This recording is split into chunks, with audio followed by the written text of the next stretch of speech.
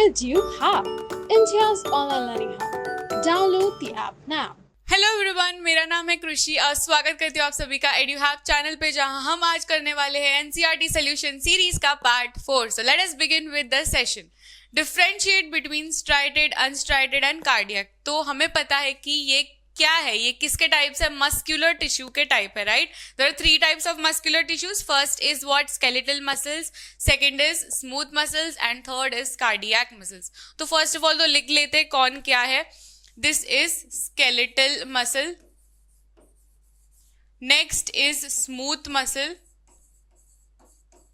And third is cardiac muscle. अब हमें differentiation करना है on the basis of structure and site location. तो हम लोग सब फीचर्स डाल देंगे, ठीक है। तो हम लोग का पूरा ही मस्कुलर टिश्यू रिवाइज हो जाएगा। फर्स्ट ऑफ ऑल तो स्ट्रक्चर देखते। तो स्ट्रक्चर कैसा है, इसका स्ट्रक्चर कैसा है, सिलेंड्रिकल है। तो first point will be cylindrical in structure. Next, smooth muscles कैसे, ये तो सिलेंड्रिकल नहीं है, ये कैसे है, these are spindle shaped. Third type is cardiac. तो कार्डियक भी कैसे रहते हैं, they are also cylindrical in shape. Next पे आते हैं, that is on the basis of striations. तो हम लोग देख सकते हैं कि बीच बीच में क्या है, बैंड्स है, राइट। बीच बीच में क्या है, बैंड्स है, ये देख रहे हो आप लोग बैंड्स। तो this feature is called as striated. Next, smooth में हम लोग को कोई बैंड्स देखने को नहीं मिल रहे, तो यहां पे हम लोग क्या लिखेंगे, दीज आर अनस्ट्राइएटेड। नेक्स्ट, कार्डियक में भी हम लोग को बैंड्स देखने को मिल रहे हैं, तो यहां पे भी हम लोग लिखेंगे striated. Next, let us see on the basis of nucleus. Nucleus ये ब्लू डॉट्स है। तो न्यूक्लियस कैसा है, यहाँ पे एक सेल, यहाँ पे जो बंडल है, दीज आर वन सेल। तो एक सेल को बहुत सारे न्यूक्लियस है, तो बहुत सारे न्यूक्लियस है, तो हम इसको क्या बोलते हैं, मल्टी न्यूक्लिएटेड।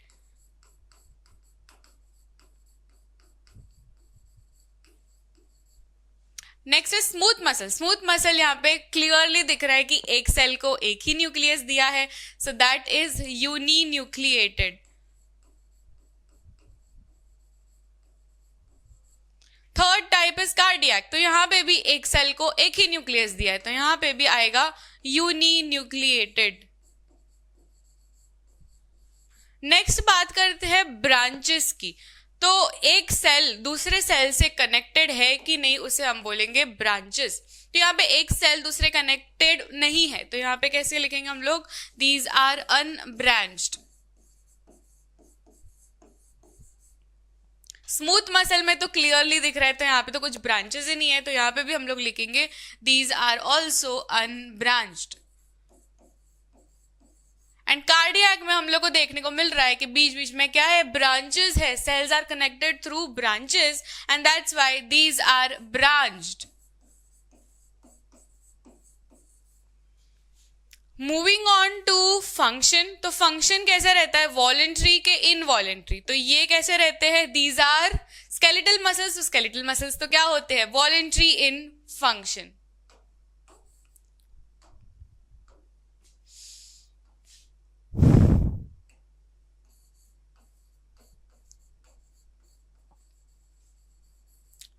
स्मूथ मसल्स कैसे रहते हैं, इनवॉलेंट्री इन फंक्शन।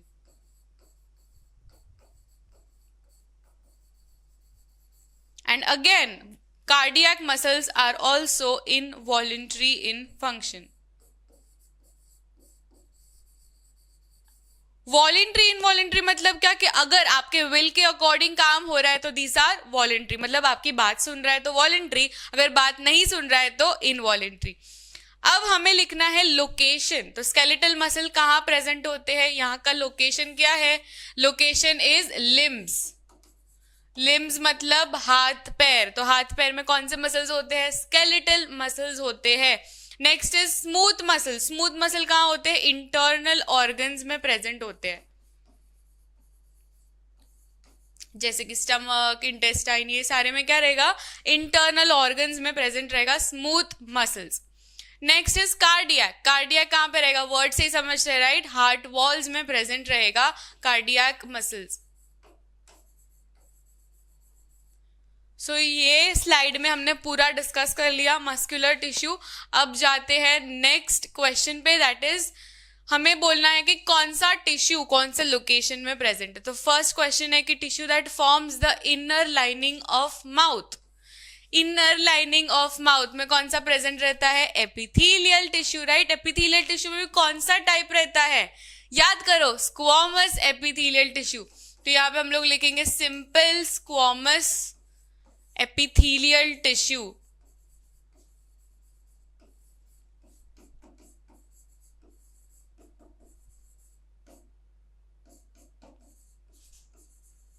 एपिथेलियल टिश्यू का मेन फंक्शन क्या होता है? प्रोटेक्शन देना राइट. हमने देखा था कि हम किसी को भी प्रोटेक्शन करना है तो हम लोग एपिथेलियल टिश्यू देंगे. तो यहाँ पे सिंपल स्क्वॉमस, इसका मतलब है कि एक ही लेयर ऑफ सेल्स है. एक ही लेयर मतलब क्या? चीज स्लाइस प्रेजेंट है. तो इनर लाइनिंग ऑफ माउथ में कौन सा प्रेजेंट रहेगा? Epithelial tissue and simple squamous epithelial tissue. Next is tissue that connects muscle to bone. Muscle to bone मतलब M2B. और इसका हम लोग ने कोड से याद रखा था right. B. Bone to bone है तो ligament, but bone to muscle है तो क्या हो जाएगा? टेंडन. बहुत इंपॉर्टेंट क्वेश्चन है बच्चों, एकदम ही याद रखना है. Bone to bone ligament, bone to muscle या मसल टू बोन होगा तो क्या लिखोगे आप लोग? Tendon. Next is tissue that transports food. Food आया तो क्या लिखोगे आप लोग? Phloem right. ये भी, इसका भी साउंड क्या है? फ. एंड इसका भी साउंड है फ. तो ऐसे याद रखना है आपको. Next is tissue that stores fat. Fat कौन स्टोर करता है? Adipose tissue right. Adipose tissue जिसे हम बोलते हैं क्या? चर्बी सेल्स रहते हैं उसमें.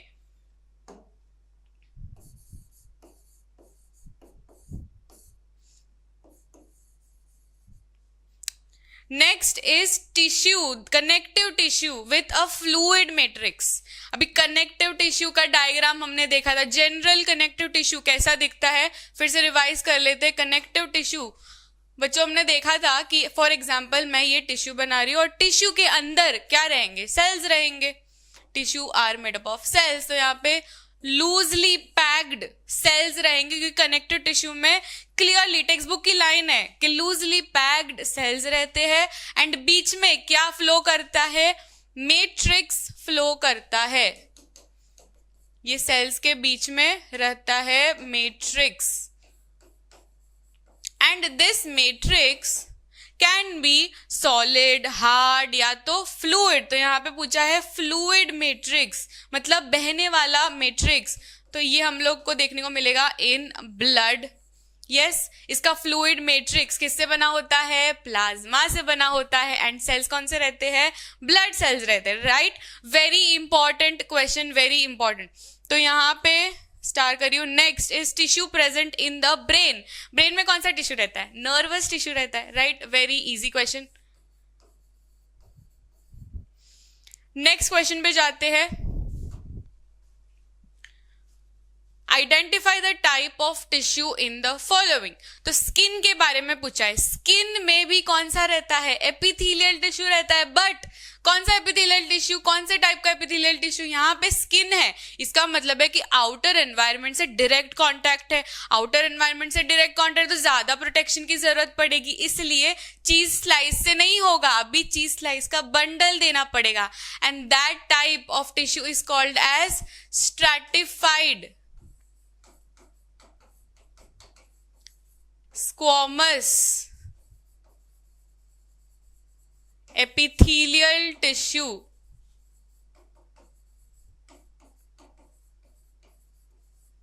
Yes, stratified squamous epithelial tissue.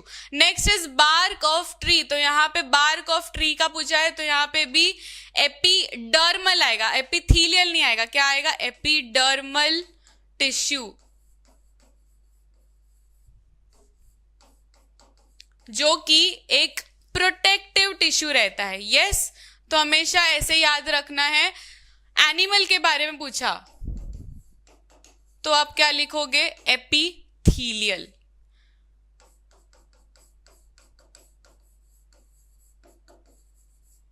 But अगर प्लांट का पूछा तो आप क्या लिखोगे? एपिडर्मल। Yes, epidermal. तो ऐसे याद रखना है, थीलियल, डर्मल।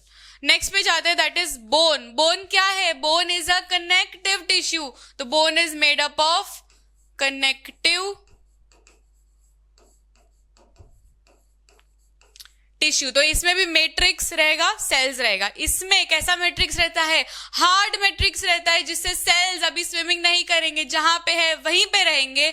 एंड यहाँ पे मैट्रिक्स का कॉम्पोजिशन भी पूछते, तो मैट्रिक्स का composition in bone is made up of phosphorus and calcium के compounds. Very important question. Next is lining of kidney tubules. तो किडनी के ट्यूब्यूल में कौन सा रहता है? एपिथेलियल टिश्यू रहता है, बट उसका टाइप कौन सा?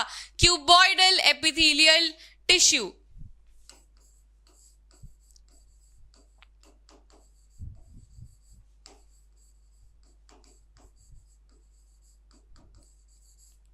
तो हमें बताया कि एपिथेलियल टिश्यू के बहुत सारे टाइप्स होते हैं, right? Simple squamous, stratified squamous, फिर ये क्यूबॉइडल वाला। तो हमने देखा था कि चीज स्लाइस क्या होता है? सिंपल स्क्वामस, एक ही लेयर ऑफ सेल्स है तो चीज स्लाइस बोलते हैं उसको। क्यूबॉइडल, क्यूबॉइडल मतलब चीज क्यूब। तो चीज स्लाइस और चीज क्यूब में कौन सा हार्ड स्ट्रक्चर रहता है? चीज क्यूब, राइट? तो जहां पे आपको मैकेनिकल स्ट्रेंथ की जरूरत होती है, वहां पे आप लोग क्यूबॉइडल एपिथेलियल टिश्यू देखने को मिलेगा। Next is vascular bundle. Vascular bundle कहाँ पे होता है? प्लांट्स में होता है, राइट? वैस्कुलर बंडल प्लांट्स में होता है, एंड जिसे हम बोलते हैं conducting tissues. And what are the conducting tissues in plants?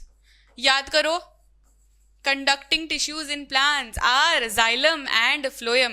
The xylem and phloem are conducting tissues, also called as vascular bundle. Next question पे जाते हैं, that is name the regions in which parenchyma tissue is present. Parenchyma क्या है? एक type का simple tissue है, right? Simple tissue है, simple permanent tissue. तो फर्स्ट ऑफ ऑल तो मैं ये लिखूंगी कि parenchyma is a simple permanent tissue. तो ये प्रेजेंट होता है in the form of aerenchyma या तो क्लोरेनकाइमा। तो एरेनकाइमा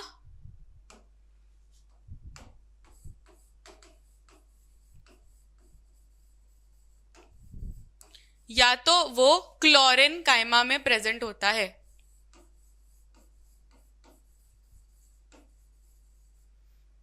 एरेनकाइमा वर्ड से ही समझता है कि एयर रहेगी, राइट? तो ये वाले टिश्यू में आपको बहुत सारी एयर कैविटीज देखने को मिलेगी, खाली खाली जगह देखने को मिलेगा, और यहाँ पे क्या होगा? क्लोरोफिल प्रेजेंट रहेगा। तो पैरेनकाइमा सेल्स रहने हैं, उसमें हवा भरनी है, तो वो बन जाएगा एरेनकाइमा। यस,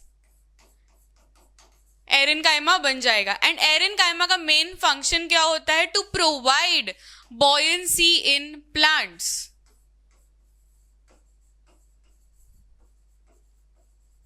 अब बॉयंसी मतलब क्या? कि फ्लोट करवाना है प्लांट को, तो हम लोग बोलेंगे उसको बॉयंसी। तो that can be understood by an example. For example, हम लोग बोटिंग करने जाते हैं या रिवर राफ्टिंग करने जाते हैं, तो आपको एक लाइफ जैकेट पहनाया जाता है। What is the function of that? To provide buoyancy, ताकि अगर आपको कोई धक्का मार दे या अगर आप गिर जाओ नदी में तो आप सिंक ना हो, क्योंकि वो लाइफ जैकेट एक बॉयंसी प्रोवाइड करता है जिससे आप फ्लोट करते हो। तो एरेनकाइमा भी एक बॉयंसी प्रोवाइड करता है प्लांट्स को, जिससे लोटस क्या करता है? फ्लोट करता है, because it has aerenchyma tissue in that. Next is chlorenchyma. तो पैरेनकाइमा टिश्यू लेना है, उसमें ग्रीन कलर ऐड करना है, दैट इज क्लोरोफिल। तो यहाँ पे क्लोरेनकाइमा में आपको देखने को मिलेगा क्लोरोफिल। एंड क्लोरोफिल का फंक्शन क्या होता है? फोटोसिंथेसिस करना। तो क्लोरेनकाइमा का फंक्शन क्या होगा? फोटोसिंथेसिस।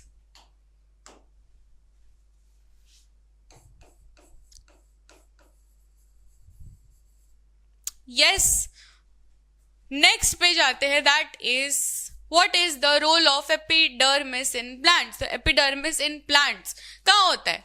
आउटर लेयर ऑफ पत्तियां. तो पत्तियां का आउटर लेयर जो होता है ना, that is made up of epidermis. तो एपिडर्मिस एक टिश्यू से बना होता है, that we call it as epidermal tissue. अब ये एक टिश्यू है, तो टिश्यू किससे बना होता है? सेल्स से बना होता है. तो ऑब्वियस सी बात है कि epidermal tissue is made up of epidermal cells. अब ये एपिडर्मल सेल्स क्या करते हैं? एक तरीके का सब्सटेंस रिलीज करते हैं, एक तरीके का सब्सटेंस सिक्रीट करते हैं, और वो सब्सटेंस रहता है वैक्सी एंड वाटर रेजिस्टेंट.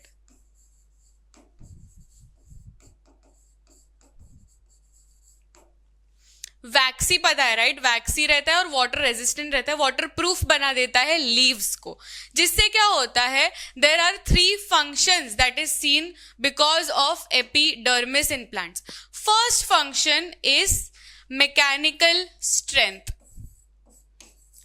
मतलब उसको कोई भी मैकेनिकल इंजरी से प्रिवेंट करता है ये epidermis. Second is water loss, and third is parasitic fungus से बचाता है. बच्चों ये हम लोग पूरे टेक्स्ट बुक की line, each and every line we are discussing, ठीक है? तो एपिडर्मिस का मेन फंक्शन क्या है? मैकेनिकल इंजरी से बचाना.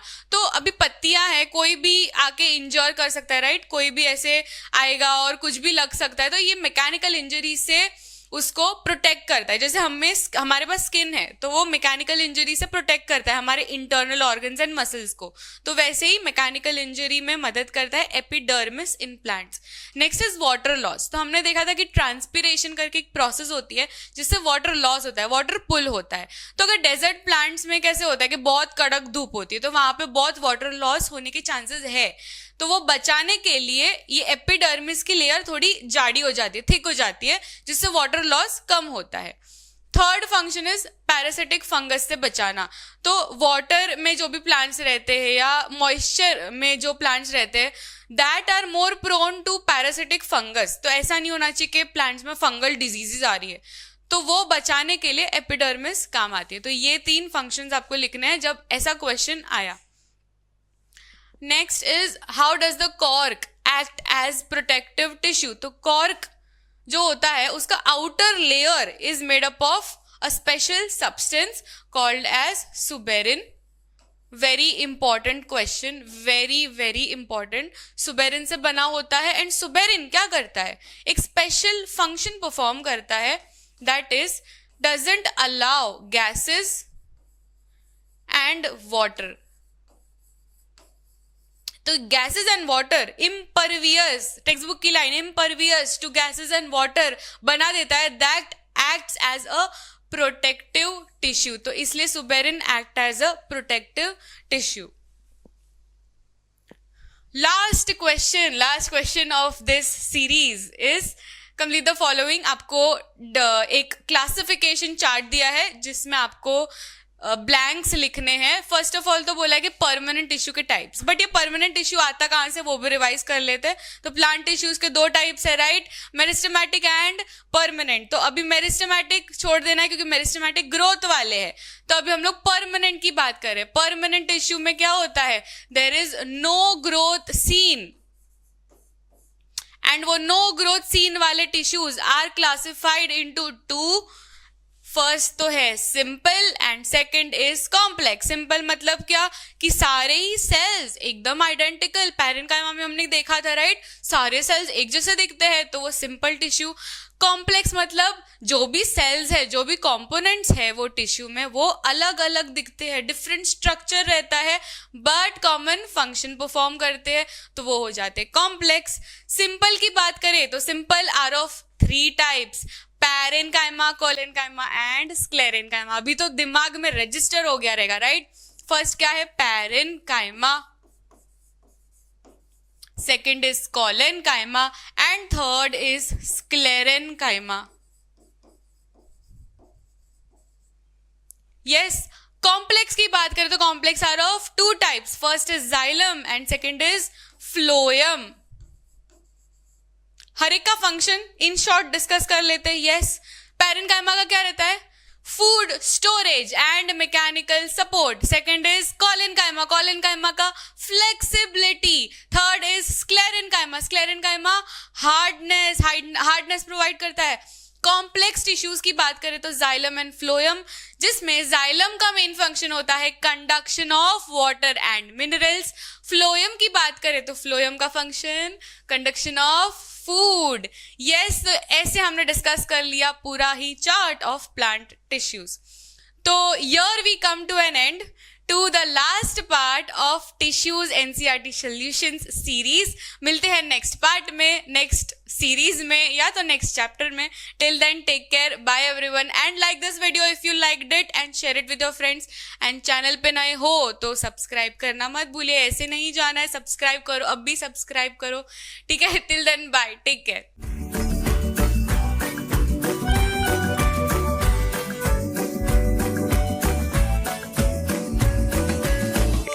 Download the app now.